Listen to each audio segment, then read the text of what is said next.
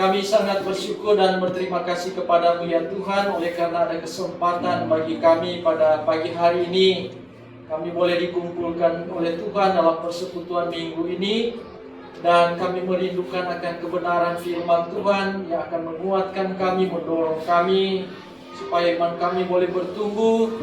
Dan biarlah Tuhan memberikan kepada kami hikmat, akal budi dan kebijaksanaan kepada kami, agar apa yang kami pelajari, apa yang kami baca, apa yang kami dengar, kami dapat mengerti.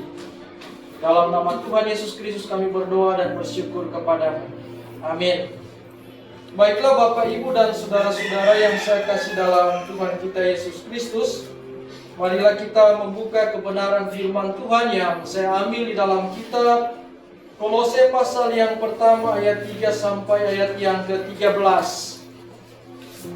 Di dalam kitab Kolose pasal yang pertama ayat 3 sampai ayat yang ke-13.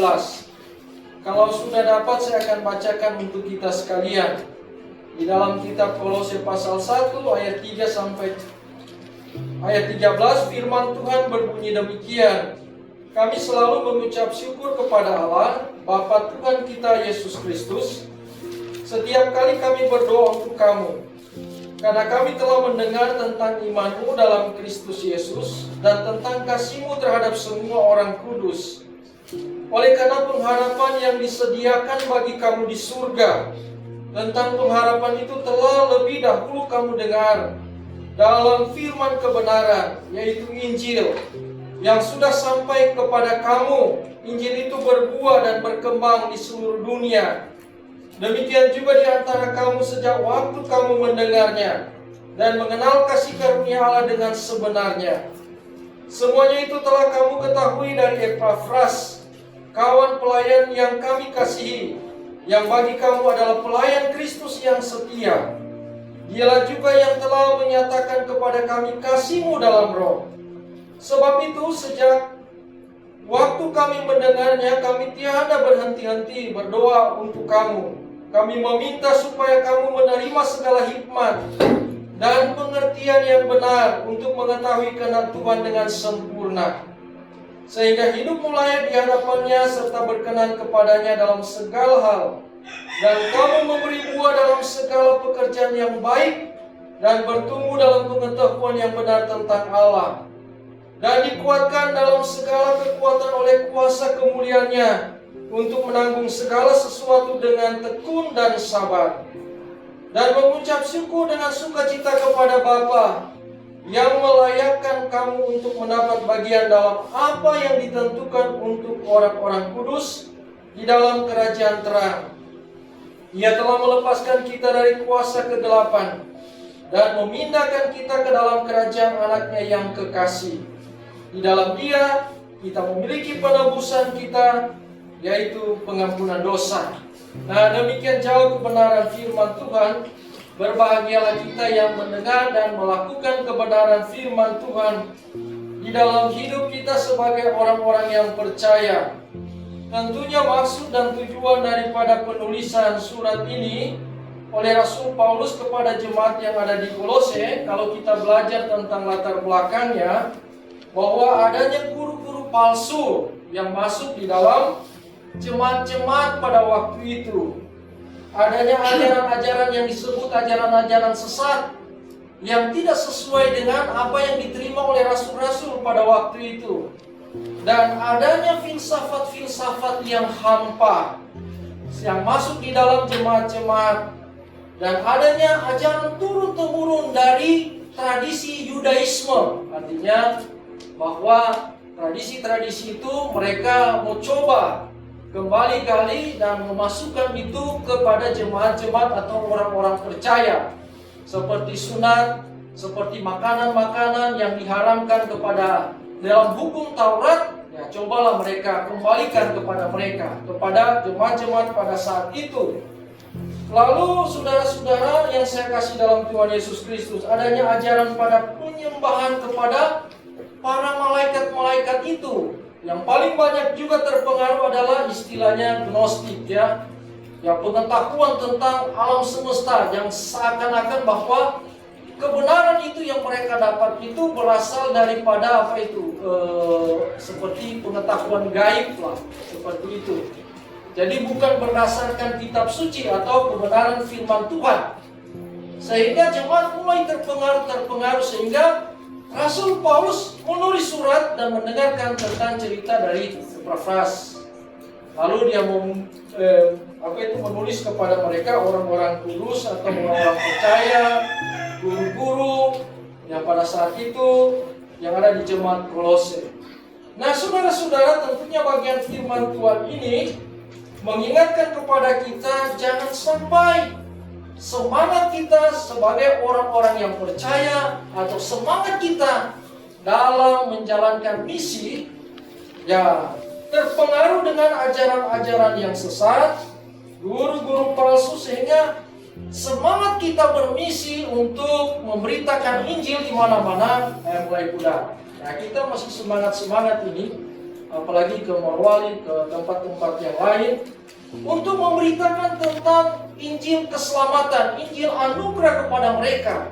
Artinya supaya orang bisa mengetahui apa itu Injil, apa itu kabar baik, siapa itu Yesus Kristus, dan siapa itu Allah. Dan mengapa kita diselamatkan, mengapa dia mati untuk kita. Mengapa dia mau menebus dosa-dosa kita, karena kita tidak mampu membayar dosa-dosa kita. Sehingga dia datang ke dalam dunia ini. Oleh sebab itu, saudara-saudara yang saya kasih dalam Tuhan kita Yesus Kristus, firman Tuhan pada pagi hari ini saya akan memberikan tema, yaitu kita dibentuk untuk menjalankan misi Allah. Jadi kita ini, orang-orang yang percaya, gereja Tuhan atau gereja kita, perkumpulan-perkumpulan kita ini, kita dibentuk untuk apa? Untuk menjalankan misi Allah. Kenapa Allah membentuk kita? Mengapa kita harus percaya kepada Dia dan Dia membentuk kita supaya kita menjalankan misi Allah? Sebenarnya kalau kita pikir Allah mampu merubah semua manusia untuk bertobat, ya kan? Sehingga ada doktrin yang mengatakan bahwa sudah ditentukan untuk selamat dan sudah ditentukan untuk masuk neraka. Tetapi bagi kita sebagai orang yang percaya, yang tidak menganut seperti doktrin itu, bahwa Allah mau menyelamatkan semua manusia. Karena itu Allah membentuk kita, Allah memanggil kita supaya apa? Supaya kita dapat memberitakan Injil kepada orang lain, memberitakan kabar keselamatan kepada orang lain. Oleh sebab itu Allah memilih nabi-nabi, mengutus nabi-nabi. Allah memilih apa? Rasul-rasul, mengutus rasul-rasul. Allah memilih apa? Para utusan-utusan Injil, pengajar-pengajar. Dan sekarang Allah memilih kita, Allah mengutus kita supaya apa? Kita bisa memberitakan Injil anugerah Allah kepada banyak orang, supaya apa? Banyak orang diselamatkan, banyak orang yang percaya Yesus, banyak orang yang menerima Yesus sebagai Tuhan dan Juru Selamat. Nah, kita mengenal Allah melalui apa? Melalui Yesus Kristus, melalui firman Tuhan, melalui apa? Melalui hamba-hamba Tuhan, sehingga kita mengenal Yesus Kristus. Siapa Yesus Kristus itu? Kenapa dia disebut sebagai nabi? Kenapa dia disebut sebagai Mesias? Kenapa dia disebut sebagai Kristus? Kenapa dia disebut sebagai Rasul? Kenapa dia disebut sebagai Tuhan? Kenapa dia disebut sebagai anak Allah? Kenapa dia disebut sebagai anak manusia? Dan mengapa dia disebut sebagai Allah? Anak Allah. Nah, itulah sebabnya sehingga orang-orang yang belum mengerti tentang siapakah Yesus, kita harus memberitahukan kepada mereka. Karena mengapa dia mati di kayu salib untuk kita, dan mengapa dia harus datang kembali? Karena dia memberikan kesempatan bagi kita, kesempatan bagi orang-orang yang belum menerima Kristus. Allah memberikan kesempatan kepada mereka, memberikan kesempatan kepada kita juga untuk memberitakan Injil anugerah Allah kepada saudara-saudara kita, supaya kelak nanti ketika dia datang kedua kali, atau dia datang di awan-awan, kita yang percaya kepada Kristus akan diangkat, dan mereka yang sudah mendengar Kristus, kita beritakan Injil kepada mereka, mereka juga akan terangkat. Sama-sama seperti kita. Mengapa kita terangkat ke surga? Karena di dunia ini ada masa di mana akan terjadi masa kesusahan besar, di mana alam ini lagi tidak akan bersahabat dengan manusia. akan terjadi gempa bumi yang dahsyat, di mana bulan dan bintang tidak akan bercahaya, bintang-bintang akan berjatuhan, gempa bumi akan terjadi di mana-mana. Oleh sebab itu, Allah membentuk kita untuk menjalankan misi Allah sendiri. Misi Allah kepada kita. Ya, kita yang menjalankan. Allah menggunakan kita semua yang ada di tempat ini. Nah, oleh sebab itu menjadi pertanyaan bagi kita adalah, mengapa Allah membentuk kita untuk menjalankan misinya? Kenapa Allah membentuk kita dalam organisasi kita, di dalam persekutuan kita, untuk menjalankan misinya? Yang pertama, saudara-saudara, kalau saya menghubungkan di dalam bagian firman Tuhan ini, prinsipnya. Yang pertama, di dalam ayat yang ke-6 di sini dikatakan, yang sudah sampai kepada kamu Injil itu berbuah dan berkembang di seluruh dunia, demikian juga di antara kamu sejak waktu kamu mendengarnya dan mengenal kasih karunia Allah dengan sebenarnya. Jadi saudara-saudara, memang bagian firman Tuhan ini di dalam pasal 1 ayat 3 dan 13, memang Paulus mengingatkan kembali kepada jemaat yang ada di Kolose, ketika mereka belum terpapar dengan ajaran-ajaran palsu, guru-guru palsu atau ajaran-ajaran sesat, sehingga dia mengingatkan di bagian ini, bahwa dia katakan yang sudah sampai kepada kamu, Injil itu berbuah dan berkembang di seluruh dunia, demikian juga di antara kamu sejak waktu kamu mendengarnya dan mengenal kasih karunia Allah dengan sebenarnya. Jadi yang pertama adalah mengapa Allah membentuk kita untuk menjalankan misinya? Mengapa? Yang pertama, kalau kita melihat di dalam bagian firman Tuhan di dalam ayat yang ke-6, di situ karena Allah mau Injil yang kita terima itu berbuah.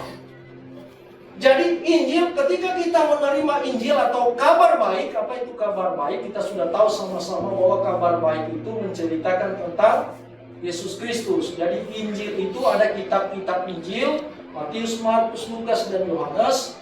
Ada Injil itu diterjemahkan sebagai kabar baik. Injil itu sendiri adalah apa? Yaitu Yesus Kristus. Karena kitab-kitab Injil menulis tentang Isa Al-Masih, tentang Yesus Kristus sebagai Tuhan dan Juru Selamat. Nah, itulah kabar baik. Kabar baik apa yang disampaikan oleh Yesus? Yaitu tentang pengampunan dosa. Karena manusia tidak bisa menghapus dosanya sendiri. Sebaik apapun manusia, tetap tidak baik juga, ya kan?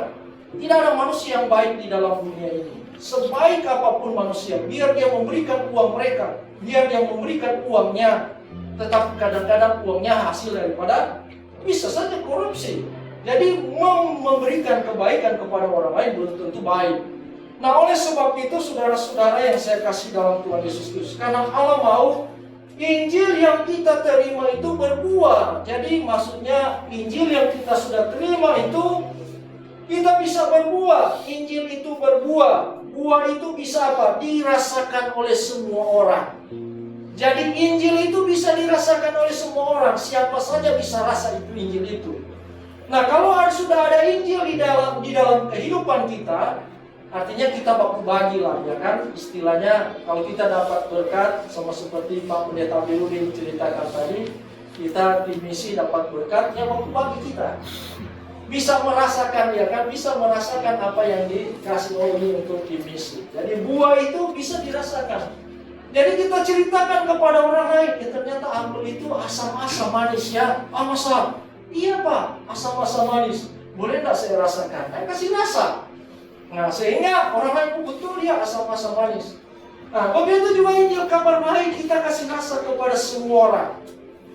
Ya, jadi orang lain juga bisa merasakan Injil kasih karunia Allah melalui apa? Gereja Alkitab Anugerah Jemaat yang ada di Palu. Sehingga orang merasakan, oh kami di apa itu disponsori oleh Gereja Alkitab Anugerah Jemaat Palu. Mereka bisa merasakan memberitakan Injil sampai ke Morowali. Nah, sudah tahu di Toli-Toli ada Gereja Alkitab besar, yang gedungnya besar. Belum ada yang tahu. Karena kalian tidak pernah merasakan, ya kan? Karena Gereja Alkitab Toli-Toli belum ada. Jadi kita belum merasakan tentang Injil yang ada di sana.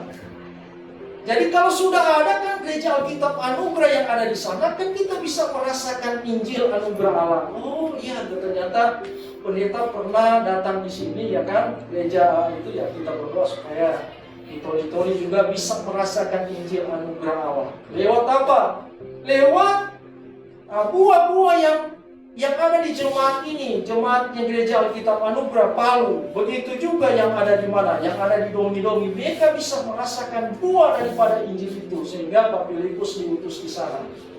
Di mana lagi? Di Tentena, ya kan? Mereka bisa merasakan Injil Anugerah Allah melalui apa? Pengutusan pertama Pak Pendeta Hasan, ya kan? Nah, sekarang Pak Pendeta Jefferson sudah di sana, dan mereka bisa merasakan, kita bisa bantu mereka untuk apa? Bangun tempat ibadah, pastori di sana. Mereka bisa merasakan tentang apa? Buah daripada gereja Alkitab Anugerah Palu. Mulai lagi ke Bungku, ya kan? Kita pergi ke Bungku, Bunta lagi, ke Bunta. Ada Pak Melki di sana. Ya, nanti kalau sudah ada gereja Alkitab Anugerah di sana, mereka bisa merasakan buah daripada pelayanan-pelayanan kita, gereja Alkitab Anugerah. Belum lagi di Morowali, ya kan, Morowali Utara, Morowali, di Bahadopi, sudah ada jemaat-jemaat yang ada di sana, dari Moncongloe, dari mana, dari Makassar, yang bekerja di sana. Kita buka di sana, mereka bisa merasakan tentang Injil Anugerah Allah. Mereka bisa merasakan. Bahkan Pak Pendeta Mario katakan, nggak usah dirasa, nggak usah dikecap, dimakan kalau perlu, ya kan. Kalau cuma rasa-rasa, ya kan, aduh. Nggak enak kalau cuma dirasa. Nah, kalau kita rasa terus, makan kita rasa garam, asin, garam, tambah garam, ya kan. Kalau kita sudah makan, sudah telan, wah itu bagus, kita sudah ada di dalamnya.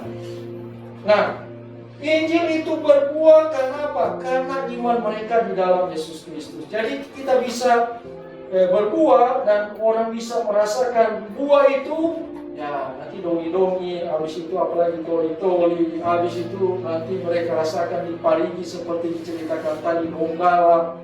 Mereka bisa mendengarkan tentang Injil Anugerah Allah, kabar baik, kabar keselamatan. Dan Injil itu berbuah karena iman. Iman mereka di dalam Yesus, di dalam ayat yang keempat. Karena kami telah mendengar tentang imanmu dalam Kristus Yesus, tentang kasihmu terhadap semua orang kudus. Bahkan ini yang dikatakan oleh Rasul Paulus. Memang pengaruh ajaran sesat, guru-guru palsu, mulai dari filsafat-filsafat yang kosong. Seperti kalau filsafat-filsafat kosong itu banyak juga berkembang, ya kan? Sampai sekarang ini. Contohnya apa? Kalau kita bilang ada pemuda-pemuda katakan, lebih baik kata biar tidak ada nasi daripada tidak ada rokok. Dia mau mati, rasanya mati kalau tidak merokok kalau satu hari. Lebih baik tidak ada nasi, itu filsafat yang salah, ya kan? Coba setiap hari dia merokok, tidak makan. Apa dia nak mati, ya kan? Lebih baik kata dia, lebih baik saya itu tidak ada nasi daripada tidak ada rokok. Nah, itu filsafat yang salah. Dan demikian pula di dalam gereja juga kadang-kadang banyak filsafat-filsafat yang salah. Ya, seperti apa? Keselamatan itu karena perbuatan baik. Jadi sebaik apapun kita, ya tidak selamat. Karena kalau dulu sudah banyak orang-orang baik, ya kan? Nabi-nabi itu sudah baik semuanya. Tapi kenapa Yesus Kristus datang ke dalam dunia ini untuk mau menyelamatkan manusia? Nah, Injil itu harus berbuah karena apa? Iman mereka di dalam Yesus Kristus. Iman mereka di dalam Yesus Kristus. Sehingga mereka berbuah. Nah, kalau tanpa iman, kita tidak akan berbuah. Orang yang tidak percaya kepada Kristus sebagai Tuhan dan Juru Selamat tidak akan berbuah. Itu apa? Kelihatannya dari buah-buahnya dia tidak bisa menceritakan kepada orang lain tentang Yesus Kristus. Nah, kita bisa melihat buah-buah yang ada di dalam hidup kita. Apakah kita bisa menceritakan Yesus Kristus itu kepada orang lain, memberikan pengertian kepada orang lain, sehingga orang lain bisa merasakan tentang Injil itu, bisa merasakan tentang apa itu buah daripada kehidupan kita, tentang kehidupan kita di dalam Yesus Kristus. Jadi harus berbuah karena iman. Saya sangat tertarik dengan ada biasa di postingan yang mengatakan kekristenan tanpa Kristus. Wah, bahaya sekali kekristenan tanpa Kristus. Jadi orang beribadah tapi mereka tidak mengenal tentang Kristus itu sendiri. Jadi gereja Kristen apa, ya kan? Gereja Kristus Tuhan, tetapi mereka tidak percaya kepada Kristus sebagai Tuhan. Jadi kekristenan tanpa apa? Kristus. Lagi bagaimana kalau kekristenan tanpa Kristus? Nah, mungkin sama seperti zaman dahulu, ajaran-ajaran turun mereka pakai, ajaran turun-temurun, tradisi-tradisi, ya kan? Sudah seperti itu. Jadi Injil harus berbuah. Berbuah karena apa? Karena iman di dalam Yesus Kristus. Karena apa? Injil berbuah karena kasih mereka kepada orang-orang kudus, orang-orang percaya pada waktu itu. Jadi sehingga Rasul Paulus melihat, mendengar apa yang dikatakan oleh Epafras kepada sampaikan Epafras kepada Paulus bahwa waduh luar biasa, dulu mereka memang baik kepada orang-orang kudus. Semenjak itu ada guru-guru palsu masuk, filsafat Yudaisme masuk, tambah dengan Yunani, ya kan, bergabung sehingga mereka terpengaruh dengan ajaran-ajaran sesat. Kendati mereka itu baik, kenapa mereka tidak baik lagi sama orang-orang kudus? Ini boleh lagi apa itu? Sudah, kita kasih berhenti saja untuk dana misi kita, ya kan? Kita pergunakan saja dulu dengan gereja kita mau membangun, ya. Nah, mulai kita berpikir seperti itu. Aduh, kita sudah mulai berpikir sama seperti jemaat yang ada di Kolose. Dulu mereka begitu baik kepada jemaat-jemaat, atau mungkin kita, ya kan? Dulu kita begitu baik kepada jemaat yang ada di Tentena, contohnya. Begitu baik kepada jemaat-jemaat yang ada di mana? Yang ada di Dongi-Dongi, di Palolo, kita bantu di sana. Semenjak kita sudah besar, semenjak kita membangun gereja, sudah mulai kita pikirkan bagaimana kita sudah tidak bisa bantu lagi untuk jemaat yang ada di Tentena, jemaat yang ada di di Bunta, jemaat yang ada di Morowali. Kita sudah mulai itu. Dan misi-misi sekarang seperti itu, ya kan? Pergerakannya sudah kita kasih mandiri saja mereka biar mereka berdiri di kaki sendiri. Sehingga apa? Ternyata belum mampu untuk berdiri di kaki sendiri. Mereka lepas, akhirnya apa? Merosot. Sehingga itu yang dikatakan oleh Rasul Paulus, waduh, mereka itu berbuah, Injil itu berbuah kepada mereka. Karena apa? Karena mereka itu kepada orang-orang kudus mereka bantu, jemaat-jemaat yang dari Kolose mereka bantu. Kita saling membantu satu dengan yang lain. Mungkin masih kecil seperti ini, kita saling membantu satu dengan yang lain. Kita bisa kasih masker kepada jemaat-jemaat, ya kan? Kita masih kasih obat-obat untuk supaya di COVID ini. Kita masih kasih beras untuk kurang beruntung di jemaat-jemaat kita. Ya mungkin kalau sudah besar, ya kan, mungkin kita sudah tidak lagi memperhatikan. Mudah-mudahan itu yang tidak akan terjadi di dalam gereja kita. Tetapi kita saling membantu, ya kan, walaupun sudah besarnya. Aduh, kita lihat orang-orang kasihan sudah pengangguran, ya kan, kita bantu. Ya, kalau dulu kita hadir untuk membantu mereka, ya sekarang kita harus hadir juga untuk membantu mereka. Nah, jemaat di Kolose itu yang terjadi. Dulu mereka sangat mengasihi orang-orang kudus, teman-teman, sehingga terdengarlah kepada Rasul Paulus. Begitu juga Injil berbuah. Kenapa? Mereka memiliki pengharapan di surga. Jadi kalau kita memiliki pengharapan di surga, pasti kita akan berbuah Injil. Kenapa? Saya sudah selamat, saya sudah ada di surga, saya sudah disiapkan surga oleh Tuhan. Maka Tuhan sudah berjanji, Yesus berjanji, aku akan datang kembali dan akan menjemput kita, dan kita akan bersama-sama dengan Dia. Di mana aku berada, kamu pun akan berada. Jadi oleh sebab itu, saudara-saudara yang saya kasih dalam Tuhan Yesus Kristus, saya percaya kita semua di tempat ini punya pengharapan bahwa kita sudah ada di surga, walaupun tubuh jasmani kita masih ada di bumi. Tetapi kita juga berpikir bahwa Injil yang kita terima itu harus berbuah kepada mereka yang belum ada tempat di surga, supaya kita berikan tempat mereka di surga. Dengan cara apa? Kita menceritakan tentang kabar baik kepada mereka. Kabar baik tentang pengampunan, keselamatan yang datang daripada Allah melalui Yesus Kristus yang mati di kayu salib untuk pengampunan dosa bagi kita. Nah, yang kedua, saudara-saudara, mengapa Allah membentuk kita untuk menjalankan misinya? Kenapa Allah membentuk kita untuk menjalankan misinya? Nah, yang kedua masih di dalam ayat yang ke-6 di situ dikatakan yang sudah sampai kepada kamu, Injil itu berbuah dan berkembang di seluruh dunia. Di situ ada kata berkembang di seluruh dunia. Jadi yang kedua adalah karena Allah mau Injil yang kita terima itu berkembang, ya kan? Jadi Allah mau supaya Injil yang saya dan saudara terima itu berkembang. Nah, saudara tahu itu artinya berkembang.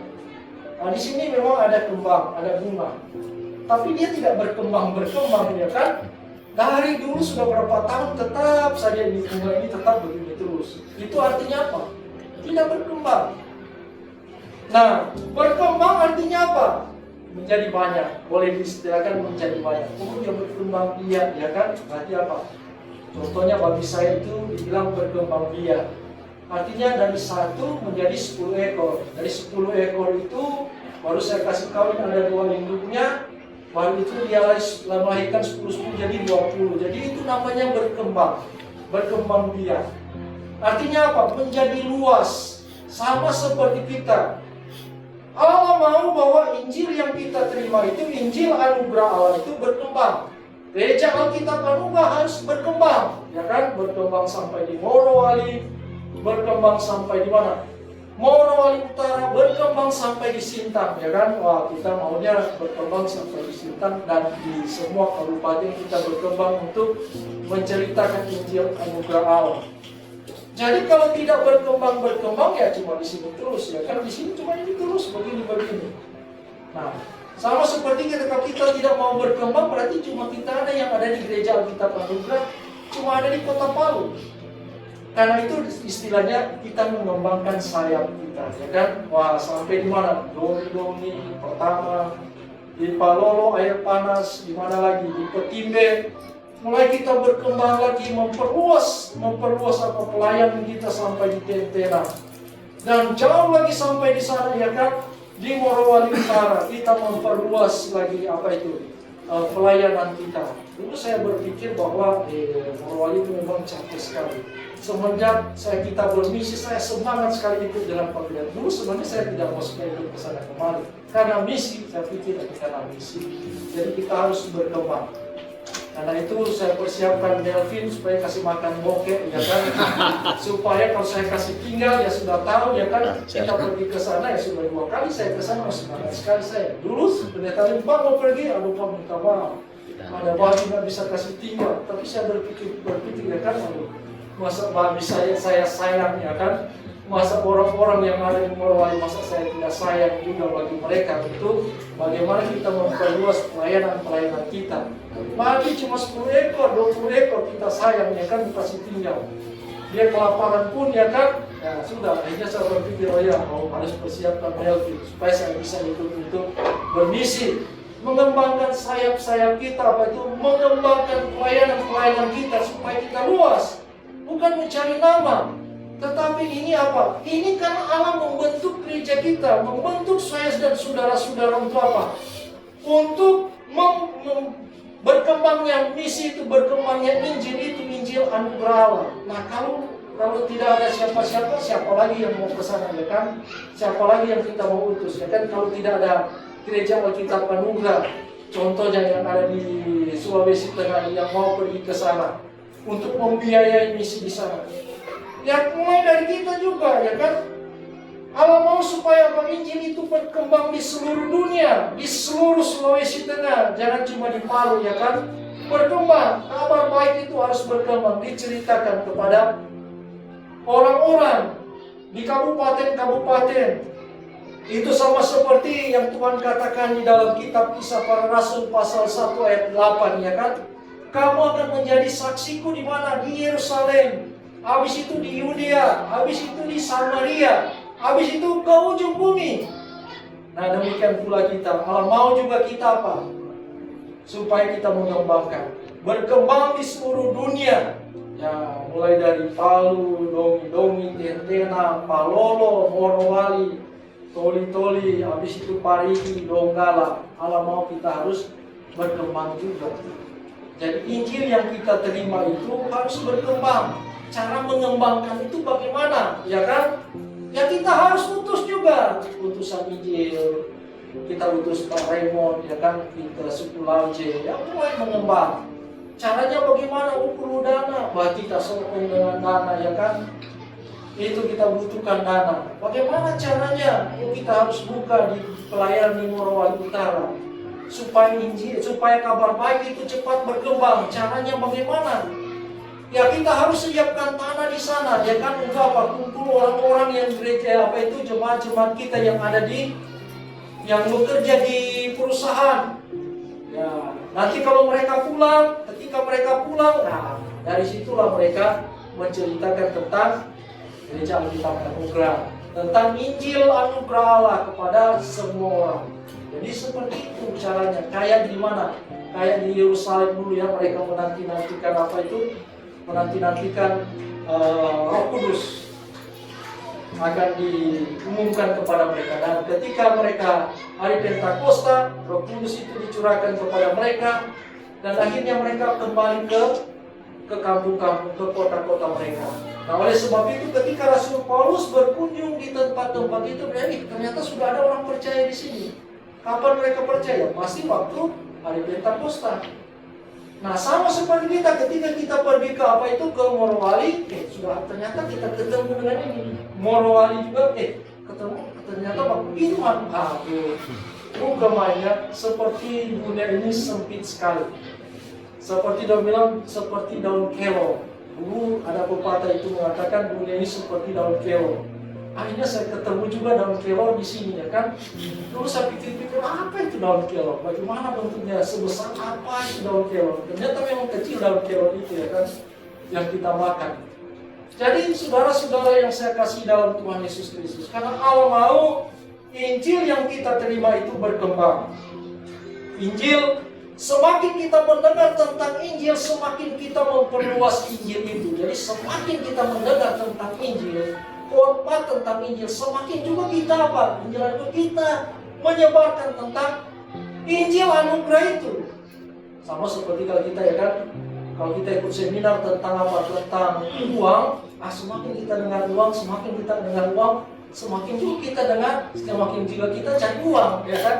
Semakin kita dengar tentang Injil, semakin kita dengar tentang Injil, ya semakin juga kita memberitakan tentang Injil. Ya, dan itu demikian juga di antara kamu semenjak waktu kamu mendengarnya. Mendengar apa? Mendengar tentang Injil. Di dalam ayat yang ke-6. Yang sudah sampai kepada kamu, Injil itu berbuah dan berkembang di seluruh dunia. Demikian juga di antara kamu sejak waktu kamu mendengarnya. Yang sejak waktu kamu mendengarnya, langsung. Ketika mereka dengar, mereka langsung. Kayak anak-anak, ya kan, dapat hadiah. Langsung dong cerita sama orang tua.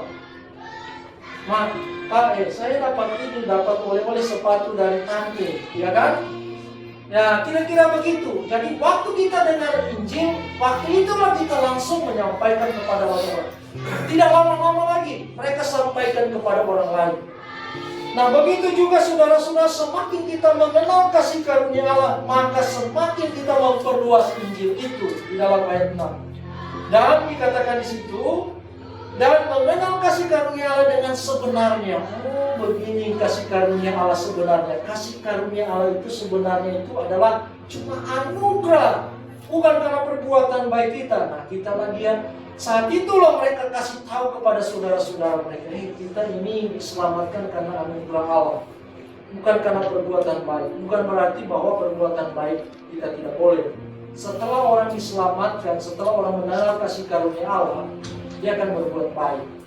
Tetapi sebaik apapun kita, kalau kita tidak mengenal kasih karunia Allah, tidak mengenal keselamatan, tidak mengenal Kristus, perbuatan baik itu tidak akan diperhitungkan oleh Tuhan.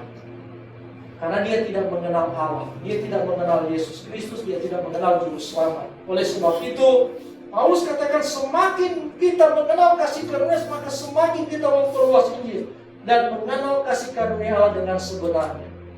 Nah, yang ketiga, saudara-saudara yang saya kasih dalam Tuhan Yesus Kristus, mengapa Allah membentuk kita untuk menjalankan misinya? Yang ketiga di dalam ayat yang ke-10 di sini dikatakan, sehingga hidupmu layak di hadapannya, serta berkenan kepadanya dalam segala hal, dan kamu memberi buah dalam segala pekerjaan yang baik, dan bertumbuh dalam pengetahuan yang benar tentang Allah. Jadi yang ketiga adalah karena Allah mau Injil yang kita terima itu bertumbuh. Injil yang kita terima ya supaya boleh bertumbuh. Artinya apa? Artinya hidup. Artinya apa? Bertambah besar. Itu artinya bertumbuh. Nah, gereja kita hampir sama seperti juga dengan tadi yang berkembang dengan bertumbuh. Nah, bertumbuh seperti ini ya kan, kita lihat memang dari jauh agak kepada pertumbuhan, tetapi tidak cuma begitu terus, tidak tidak hidup ya kan, tidak hidup, tidak apalagi, tidak bertambah besar. Bayangkan sudah disiram sudah diatur bagus-bagus, biar disiram berapa liter air, 6.000 liter air ya kan, pakai pump juga tidak bisa hidup ini. Nah, janganlah kita sama seperti bunga yang seperti ini ya kan.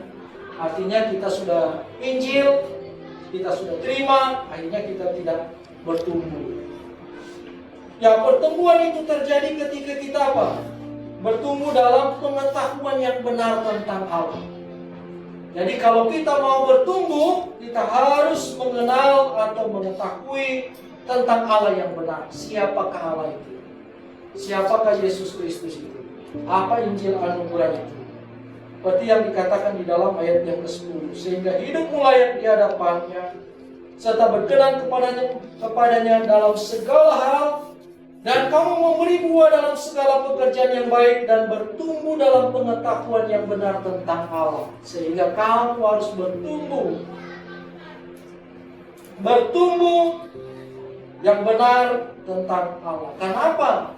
Itulah sebabnya saya katakan tadi bahwa latar belakangnya kitab ini karena ada guru-guru palsu, ajaran-ajaran palsu. Mereka tidak bisa bertumbuh kalau apa? Kalau mereka tidak mengenal tentang Allah yang benar. Karena mereka berpikir bahwa Yesus Kristus itu kan cuma datang ya seperti dia terakhirlah, ya kan, nabi terakhirlah bagi mereka, bagi bangsa Israel. Seperti dia cuma nabi, dia cuma Mesias, tapi mereka tidak tahu bahwa dia adalah Tuhan. Seperti yang Tuhan katakan, akulah jalan dan kebenaran dan hidup. Akulah kebangkitan dan hidup. Mereka tidak mengerti tentang itu. Kenapa? Dia kasih tunjuk, dia mati dan dia bangkit sendiri.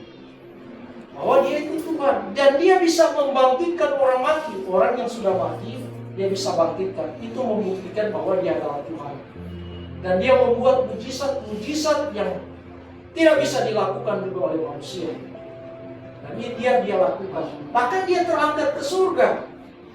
Adakah manusia yang terangkat sendiri ke surga? Tidak ada sama itu. Elia. Tapi dia kan diangkat. Bukan dia angkat sendiri ya kan. Tapi Yesus Kristus itu terangkat. Dan dia lihat murid-murid juga lihat. Yesus terangkat. Bahkan Alkitab katakan kita akan sama seperti Yesus Kristus akan terangkat orang-orang yang percaya. Satu kelak nanti kita akan terangkat. Nanti saudara-saudara kita yang kita sudah Injil, yang tidak mau bertobat, tidak mau percaya, betul dia terangkat ya. Sudah terangkat dia, ya kan? Tiba-tiba saya khotbah kita semuanya sudah terangkat. Namanya sudah Taiwan punya tadi sana sudah tidak ada. Cuma di sana, Pak Manasya sudah tidak ada. Pak Wahyu ini sudah tidak ada ya kan, sudah terangkat karena sudah menerima Isa Al-Masih sebagai Tuhan dan Juru Selamat secara pribadi. Sudah terangkat kita semua, sudah ada di surga kita semua. Nah, karena itu pertumbuhan itu terjadi ketika kita mengetahui kehendak Tuhan dengan sempurna. Ayat 9. Sebab itu sejak waktu kami mendengarnya kami tiada berhenti-henti berdoa untuk kamu. Kami meminta supaya kamu menerima segala hikmah dan pengertian yang benar untuk mengetahui kehendak Tuhan dengan sempurna. Jadi ketika Rasul Paulus katakan, ada ajaran palsu di sana, guru-guru palsu, bagaimana filsafat yang hampa. Dia tak henti-hentinya berdoa, Tuhan bagaimana jemaat ini supaya jemaat ini tidak terpengaruhi dengan guru-guru palsu. Bagaimana dengan jemaat-jemaat ini supaya tidak terpengaruhi oleh ajaran-ajaran palsu, oleh filsafat-filsafat kosong, oleh tradisi-tradisi ya kan. Karena kan memang ada adat yang bagus, yang cocok, ada tradisi-tradisi yang tidak bagus juga, tidak sesuai dengan firman Tuhan. Nah, begitu juga Yudaisme. Kadang-kadang sudah ada ajaran yang sudah tidak berlaku lagi bagi jemaat. Seperti makanan, ya kan, makanan bagi orang yang bukan Israel, ya terserah dia mau makan apa saja, tidak jadi masalah. Tapi bagi orang Israel itu karena ada hukum Taurat, bagi mereka jangan makan ini, jangan makan itu, ya kan. Berpakaian pun mereka diatur. Ya kalau kita kan tidak diatur. Kalau saya ini kita mengikuti peraturan Israel, ya kan, kita harus berjenggot. Ya kan, harus berjenggot, harus pakai jubah itu yang besar. Dan saya harus orang suku Lewi. Nah, saya bukan suku Lewi, saya orang Minahasa. Nggak bisa berdiri di tempat ini, ya kan. Jadi imam itu dipilih oleh Tuhan berdasarkan suku Lewi. Jadi kalau kita di sini tidak dipakai oleh Tuhan, semua kita yang jadi hamba Tuhan ini dari Pak Made, dari Bali, ya kan. Deta ini dari Toraja, dari apa itu Jawa, nggak bisa dipakai Tuhan. Kalau berdasarkan hukum Taurat, doa-doa juga ya. Kita nggak boleh pakai celana-celana biasa, ya kan? Celana-celana seperti ini nggak boleh. Perempuan harus berkerudung, itu adat istiadatnya orang Yahudi. Jadi kalau tidak pakai itu, jadi kita tidak bisa diterima, ibadah kita tidak bisa diterima oleh Tuhan. Nah, karena itu Rasul Paulus coba berdoa, dia kata, kami minta supaya kamu menerima segala hikmat pengertian yang benar untuk mengetahui karena Tuhan dengan sempurna. Jadi pertumbuhan juga itu terjadi ketika kita memberikan buah dalam pekerjaan yang baik. Berarti kita sudah bertumbuh. Oh, kita apa? Memberikan buah. Di dalam ayat yang ke-10, dan kamu memberi buah dalam segala pekerjaan yang baik dan bertumbuh dalam pengetahuan yang benar tentang Allah. Jadi kita memberikan buah. Oh, berarti gereja Alkitab Anugerah, Jemaat Palu, gereja misioner sudah bertumbuh, ya kan? Pertumbuhan itu mereka luar biasa. Sehingga apa? Kita bisa melihat tentang buah-buah mereka, pekerjaan-pekerjaan baik yang mereka lakukan. Pekerjaan baik apa yang mereka lakukan? Yaitu tentang apa? Memberitakan Injil, memberitakan keselamatan, mengutus para utusan Injil, donasi mereka, ya kan, sehingga mereka bisa hidup, sehingga mereka bisa apa itu makan, supaya mereka transportasi mereka, supaya mereka pergi ke daerah-daerah, ya kan, supaya ada apa itu, ada kendaraan tidak capek. Karena kalau 1 kilometer dia berjalan 2 kilometer harus makan DP kaki, ya kan, 4 bulan dulu kemarin cuma 1 bulan sampai kaki. Rasa mengundurkan diri jadi utusan ini, ya kan. Nah kalau dulu kan masih apa itu, masih orang-orang kan bisa satu kampung masih dalam satu area, ya kan. Kalau sekarang ada jemaat kita di kilo berapa, jemaat kita di kilo berapa, sama seperti mungkin kosnya dengan posnya apa itu yang tuh kontak-kontak kita yang kontak jemaat kita Monika dari sana jauh, kalau dia jalan kaki, ya kan, Sopi masuk kantor dulu itu Monika, baru dia sampai di rumah, ya kan, dia balik di rumah Monika solo keluar kantor, Pak, pikir ya kan, lalu saya bolak-balik ya. Sama seperti sekarang kalau kita pergi ke Morowali 5 hari perjalanan kaki, walaupun bisa tembus. Itu pun kita pun kadang-kadang pakai mobil, pakai kereta bisa 3 hari, karena kita masih singgah dulu, singgah di sini, singgah di sini, jemaat sini, singgah dulu. Nah itu bibit-bibit juga untuk pertumbuhan. Artinya apa? Kita sedang menanam. Nanti kapan tumbuhnya, ya kan? Nanti kita lihat hasilnya, mau ada pertumbuhan. Kita lepas bibit-bibit, ya kan?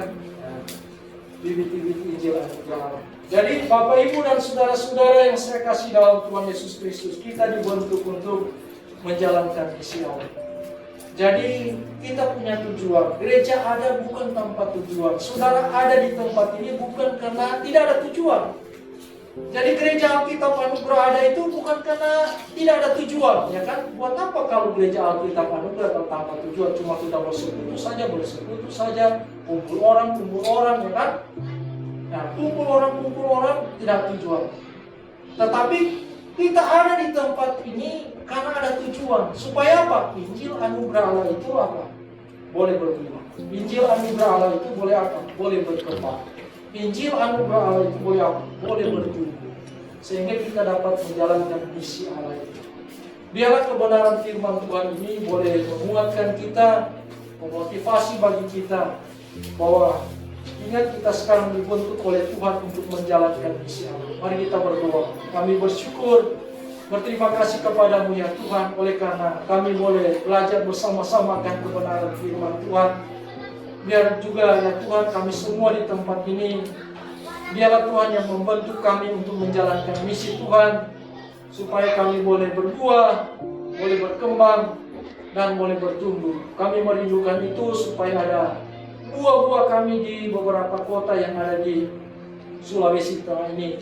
Kami boleh berkembang, kami boleh bertumbuh bersama-sama dengan jemaat-jemaat yang ada di Sulawesi Tengah ini. Biarlah kebenaran firman Tuhan ini juga menguatkan kami, memotivasi bagi kami sebagai jemaat-jemaat yang dibentuk oleh Tuhan. Di dalam nama Tuhan Yesus kami berdoa dan bersyukur kepadamu. Haleluya. Amin.